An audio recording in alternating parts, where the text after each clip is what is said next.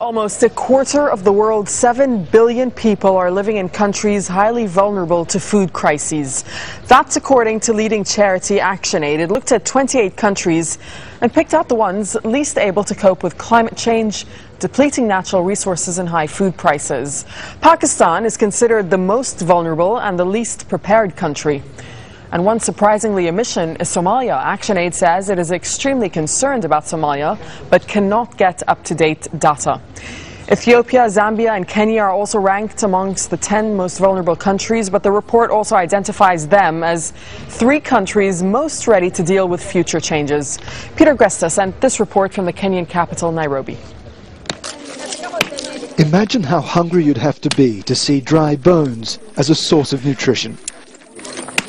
In Turkana, in Kenya's far north, it's all they have left. Here, the government has spent nothing of the funds it lavished on agricultural development in other areas of the country. It's one reason Kenya now ranks as one of the world's most food-insecure nations. Across Africa, most farming is by hand on tiny, overworked plots. Even in the naturally fertile Rwanda, farmers struggle to survive. Now, a joint report from the UN's 3 big food and agriculture agencies argues that volatile global food prices has made crucial investments all but impossible. It is, says the FAO, a modern problem. From 2007 onwards, we start to see an incredible fluctuation and volatility of market price, which really push the poorest to the edge and often really put the most vulnerable people in higher difficulties and create a lot of instability in the area. In Nairobi's cereals market, traders complain that when prices are low, farmers can't afford to invest in the land, leading to shortages. That drives prices up, so demand collapses, dragging prices with it. That bouncing ball effect is incredibly damaging. Recently, the Kenyan government introduced price control legislation. It said that was to protect the poorest from those international price fluctuations.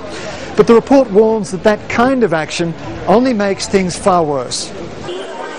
That's because although price controls protect consumers from outside influences like rising fuel costs, it makes it harder for farmers to cope with internal shocks like drought.